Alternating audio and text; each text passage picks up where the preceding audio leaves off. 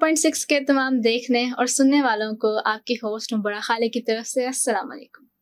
कैसे हैं आप लोग? उम्मीद है आप सब खैरियत से होंगे और मुझे यकीन है आप हमारे शोज बाकायदगी से देख रहे होंगे। जैसा कि आप जानते हैं हमारे साथ मोहम्मद अदनान साहब मौजूद हैं जो कि एक ICF क्वालिफाइड कंसल्टेंट हैं। सबसे पहले तो आपका आने का बहुत बहुत शुक्रिया मोहम्मद अदनान साहब। कैसे हैं आप? ठीक ठाक, आप सुनाएं कैसे? ठीक ठाक अल्हम्दुलिल्लाह। मोहम्मद अदनान साहब जो है उनका 18 साल का एक्सपीरियंस है स्कॉलरशिप्स के हवाले से ही, और हमें आपका शुक्रिया जितना भी करें कम है कि आप हमें अपनी सारी इन्फॉर्मेशन दे रहे हैं इतनी सारी। तो आज हम बात करेंगे उन स्कॉलरशिप्स के हवाले से जो USA में अवेलेबल है। तो सबसे पहले तो आप हमें बताएं कि USA में जो स्कॉलरशिप्स अवेलेबल है उनका एलिजिबिलिटी क्राइटेरिया क्या है? एक्चुअली जो US है ना, ये बहुत बड़ी मार्केट है इसके लिए, स्कॉलरशिप्स के लिए। इसका क्राइटेरिया क्या है? सबसे पहले तो ये कि इसमें ज़्यादातर फुल ब्राइट स्कॉलरशिप्स के बारे में आपको बताता चलूं कि उसके क्राइटेरिया जो अच्छे स्टूडेंट होते हैं, जो बहुत अच्छा परफॉर्म कर रहे होते हैं, एकेडमिक हर लिहाज से अच्छा परफॉर्म कर रहे होते हैं, तो वो लोग होते हैं। वो लोग बेसिकली इसलिए सेलेक्ट करते हैं क्योंकि वो उन्होंने पढ़ के पाकिस्तान वापस आकर उन्होंने पाकिस्तान को सर्व करना होता है। बेसिक क्राइटेरिया इसमें ये है कि अगर तो आप जा रहे हैं अंडरग्रेड के लिए, तो फिर उसके लिए आपको चाहिए कि आप सैट हो और आपका टॉफल वगैरह हो। अगर आप मास्टर्स के लिए जा रहे हैं तो आपके लिए GRE और आपका टॉफल वगैरह हो। ये इसकी प्री रिक्विजिट्स हैं अगर US में स्कॉलरशिप आपने गेन करना है। ठीक है, तो एलिजिबिलिटी क्राइटेरिया तो हमें थोड़ा सा पता चला। आप बताएं कि जो मेरिट बेस्ड स्कॉलरशिप्स हैं उनका प्रोसीजर क्या होगा? प्रोसीजर बेसिकली दो तरह के मेरिट बेस्ड स्कॉलरशिप होते हैं। एक होते हैं डायरेक्ट ऑर्गेनाइजेशन देती है, दूसरा जो होता है वो होता है HEC के थ्रू, हायर एजुकेशन कमीशन के थ्रू। तो वो क्या करता है बेसिकली मेरिट के ऊपर, मेरिट जो सिलेक्शन बनाता है वो बनाता है HEC खुद बनाता है, और वो उसकी नॉमिनेशन वहां पर US में मुतलका उस बॉडी को जो स्कॉलरशिप देना उसको भेज देता है कि ये बच्चे जिसको मैंने मेरिट पे सिलेक्ट किया। सही। तो जो नीड बेस्ड स्कॉलरशिप्स हैं वो भी अवेलेबल हैं? कोई नीड बेस्ड स्कॉलरशिप कोई एसिटीज नहीं होते, वो उसके लिए कुछ सम कम्युनिटीज हैं जो जिस टाइप जो है ना मिनॉरिटीज हैं, इस तरह की कम्युनिटीज के लिए कुछ स्कॉलरशिप्स होते हैं, लेकिन ज्यादातर नीड बेस्ड स्कॉलरशिप्स नहीं अवेलेबल होते। लेकिन होते हैं, अगर है भी हैं तो वो स्पेसिफिक है, बहुत ज्यादा स्पेसिफिक है। स्पेसिफिक लोगों के लिए, अंडर प्रिविलेजेस लोग हैं जिनके ऊपर सहूलियत नहीं है, उन लोगों के लिए है। ठीक। तो एथलेटिक्स स्कॉलरशिप्स भी होंगी? जी, वो होते हैं स्पोर्ट्स के। बेसिकली स्पोर्ट्स है, ये पूरा सेगमेंट है। स्पोर्ट्स के जितने भी आपके स्पोर्ट्समैन होते हैं जो एक्सपर्टाइज है, इनको पूरी दुनिया में, US क्या पूरी दुनिया इनको स्कॉलरशिप्स देती है कि आप आए, आप अपना काम करें, अपना सीखें। अब जिस तरह से UK के अंदर जो है ना बहुत सारी यूनिवर्सिटीज हैं जो बहुत हैवी किस्म का स्कॉलरशिप देती है उनको, स्पोर्ट्समैन को। ठीक है, और जो स्टेम फील्ड्स में स्कॉलरशिप्स हैं, स्टेम इस वक्त दुनिया में इस वक्त टॉप पे है। सही। अगर आप वाकई ही इंटरेस्टेड हैं, और ये वाहिद स्टेम एक ऐसी चीज है जिसमें स्कॉलरशिप की बहुत सारी अपॉर्चुनिटीज मौजूद है। मतलब नॉर्मल अगर 1 स्कॉलरशिप है तो इसमें 10 स्कॉलरशिप है। पूरी दुनिया इस पे काम कर रही है, जापान हो गया, US हो गया, ये स्टेम में बहुत बड़ी अपॉर्चुनिटी है। और स्टेम के साथ अगर वो फीमेल हो तो वो उनको बहुत अच्छा आपको एक एक्सपोजर मिल सकता है, और आपको स्कॉलरशिप मिलने के बहुत ज्यादा चांसेस है, क्योंकि इन 4 फील्ड्स के अंदर बहुत सारा काम है। सही। तो इसका प्रोसीजर सेम ही है? प्रोसीजर सेम है, ऑर्गेनाइजेशंस भी सेम है, लेकिन इसका कोटा जो है ना वो अलग से है, अलग से होता है। इसका बजाय हटके जो स्ट्रीम के लिए उन्होंने अलग एलोकेट किया हुआ है US ने अपना, बिल्कुल। और तकरीबन हर यूनिवर्सिटी के पास इसका कोटा मौजूद है इसके। ठीक है, अच्छा थोड़ी सी बात करें माइनॉरिटीज के बारे में, जो अंडर रिप्रेजेंटेड माइनॉरिटीज हैं वहाँ पे, तो उनके लिए कोई स्पेशल स्कॉलरशिप्स हैं? वहाँ तो होते हैं, उनके स्पेसिफिक आते हैं अक्सर। जिस तरह से हंगरी के अंदर, थोड़ा सा मैं बताता चलूँ कि हंगरी के अंदर है एक हेल्प के नाम से, हंगरी हेल्प के नाम से, जो मिनॉरिटीज के लिए। सही।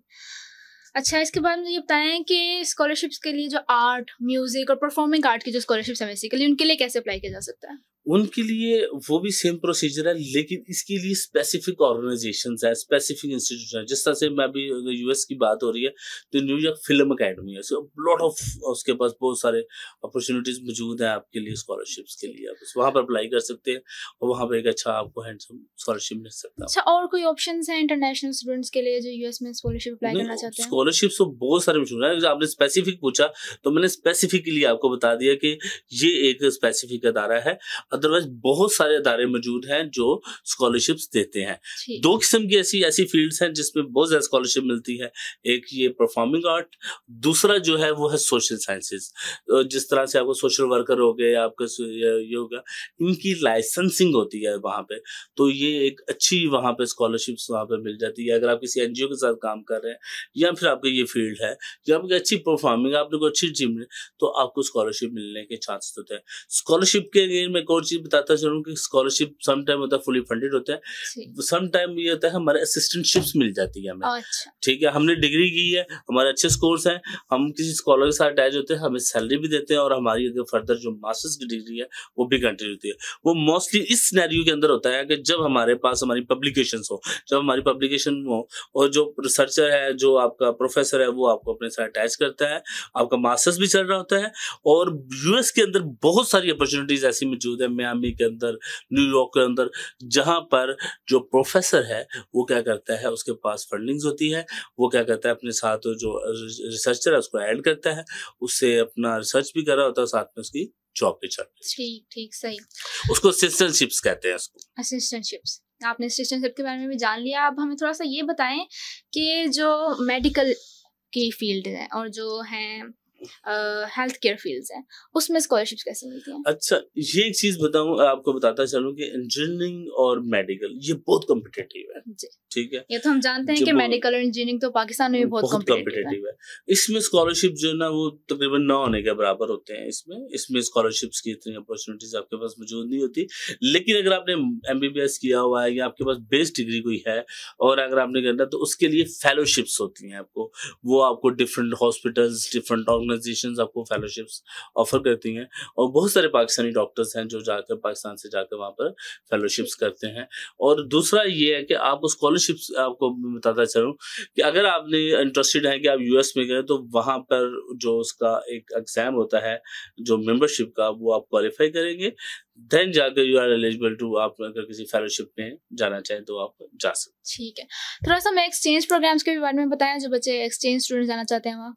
एक्सचेंज के लिए सबसे बड़ा जो प्रोग्राम है अरास्मस है। अरास्मस बेसिकली एक ऐसी ऑर्गेनाइजेशन है जिसका एक पूल उन्होंने क्रिएट किया हुआ है, जहां पर पूरे यूरोप से और टर्की से काफ़ी कंट्रीज के साथ कॉन्ट्रैक्ट है। हमारे पाकिस्तान में भी कुछ लोगों के कॉन्ट्रैक्ट्स यहाँ पर हुए हैं, जहां पर क्या होता है, स्टूडेंट अपना कुछ जो पोर्शन है, स्टडी है, वो यहाँ पाकिस्तान में कंप्लीट करता है या फिर टर्की में करता है या अजरबैजान, जहाँ पर भी उनके साथ कॉन्ट्रैक्ट्स मौजूद है।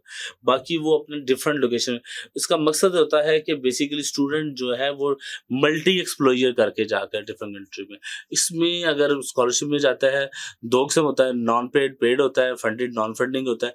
अगर फंडिंग होगा तो 600 यूरो पर मंथ आपको स्टाइपेंड भी मिलता है। सही। तो कौन सी ऐसी वेबसाइट्स हैं जिन पे हम जाके इन स्कॉलरशिप्स की इंफॉर्मेशन दे सकते हैं, क्योंकि बहुत सारी जो वेबसाइट्स हैं वो स्कैम होती हैं, तो आप हमें कोई लिजिट वेबसाइट बता सकते हैं? लिजिट वेबसाइट, अब यूएस के लिए जो है आपके पास यूएस की अपनी वेबसाइट है। ठीक है, इसका एक डिपार्टमेंट है USEFP ना, ये USEFP जी, ये यूएस की आप सर्च करेंगे, आपके जो फाइनेंशियल असिस्टेंस वगैरह देते हैं उसकी करेंगे, एक ही वेबसाइट है जहां पर सारी चीज़ें वो आ रही होती हैं और सारी फंडिंग उसी के थ्रू आती है। चाहे कोई भी USAID करे या फिर UNDP, कोई कुछ भी या करे इसके अंदर, तो यूएस की कोई भी, तो वो सारी की सारी कहाँ पर आ रही होती हैं, ये उन्होंने पोर्टल बनाया हुआ है जहाँ पर वो सारी फंडिंग्स आपको वहाँ पे शो हो रही होती है। मैं आप लोगों के लिए एक बार दोबारा रिपीट कर दूं, USEFP। जी, ठीक है। इसके बाद मैं जानती हूँ आपने हमें पहले भी थोड़ा सा बताया था इस बारे में, लेकिन मैं आपसे दोबारा अपने व्यूअर्स के लिए पूछना चाहूंगी कि फुल ब्राइट स्कॉलरशिप और पार्शियल स्कॉलरशिप में डिफरेंस क्या है? फुली फंडेड में तो ऑब्वियसली आपको नाम से ही पता चल रहा है कि ये आपको फुली आपको उसमें दिया जाता है, उसमें आपको स्टाइपेंड भी दिया जाता है, सारे आपकी जितने भी लिविंग, आपकी फी, हर चीज़ इसमें कवर होती है इसके अंदर। और जबकि पार्शियली में क्या कहते हैं, उसमें कुछ चीज़ आपको वेव कर दी जाती है और कुछ चीज़ आपको वो कहा जाता है कि आप पे करें। सही। अच्छा, थोड़ा सा कम्युनिटी कॉलेजेस के बारे में बताएं कि उनमें जो स्कॉलरशिप्स मिलती हैं और वोकेशनल स्कूल्स में स्कॉलरशिप। कम्युनिटी कॉलेजेस में जो स्कॉलरशिप मिलती है बेसिकली इसके अंदर एक है कॉमन ऐप। ठीक है, कॉमन ऐप एक ऐसी एप्लीकेशन है जिसके थ्रू आप अपनी एप्लीकेशंस लॉन्च करते हैं। कॉमन ऐप, कॉमन ऐप, ठीक, ये यूएस के लिए। ठीक है। इसमें आपने कॉलेज ऐसे आपने सारी एक्टिविटीज़, हर तरह की एक्टिविटीज़ आप इसमें सारा अपडेट करते हैं, अपनी एप्लीकेशन देते हैं। बहुत सारी यूनिवर्सिटीज़ हैं जिसकी एप्लीकेशन फ़ीस है और बाज़ की एप्लीकेशन फ़ीस नहीं है। तो क्या होता है, उस तरह उसके थ्रू हम अप्लाई करते हैं और वहाँ से हम लोग अपना स्कॉलरशिप्स वगैरह लेते हैं। सही। बस आप हमें आखिर में कुछ टिप्स दें कि कैसे बच्चे जो हैं वो सिक्योर कर सकते हैं स्कॉलरशिप्स, कोई स्पेशल टिप्स, कोई आपके एडवाइसेस? अगर कोई इस यूएस में करना चाहता है तो सबसे पहले वो क्या करे कि सबसे पहले अपनी एक अच्छी सी सीवी बनाए। ठीक है। सही, सबसे पहले सीवी के अपनी अंदर अच्छी सी सीवी के सीवी अंदर बनाएं। सीवी के अंदर पहले सीवी अच्छी से बना दिए। क्या सीवी में क्या करें, छोटी छोटी सर्टिफिकेशंस होती है, यूडेमी हो गया इस तरह, और हार्वर्ड स्कूल, इस तरह के जो फ्री बहुत सारी ऐसी वेबसाइट्स हैं जो डिफरेंट कोर्सेज ऑफर करते हैं। आप अपनी फील्ड के रेलिवेंट कोई 5, 10, 15 कोर्सेज जो है ना वो अपने वो करें। उसके बाद आप मीन्स पैरेलल आप क्या करें, जीआरई प्रिपरेशन करें और साथ में टॉफल या आईएलटीएस प्रिपेयर करें। और उसके बाद जाकर आपने कोई एक प्रपोजल बना दें। अगर आप मास्टर्स के लिए जा रहे हैं, कोशिश करें कि आपकी ही एक आध पब्लिकेशन हो। अगर आपकी एक आध पब्लिकेशन नहीं है, नो इशू, लेकिन आप लोगों ने एक काम करना है कि आपके पास प्रपोजल लाजमी होना चाहिए कि मैंने करना क्या है। ठीक। थैंक यू सो मच आपके आने का और आपका हमें सारी इन्फॉर्मेशन देने का। आप सुन रहे हैं PFM 104.6। मैं हूँ आपकी होस्ट उमरा खालिक। मैं यकीन करती हूँ कि हमारे प्रोग्राम से आपको ज़रूर फ़ायदा हुआ होगा। तो देखते रहें PFM 104.6। खुदा हाफिज़।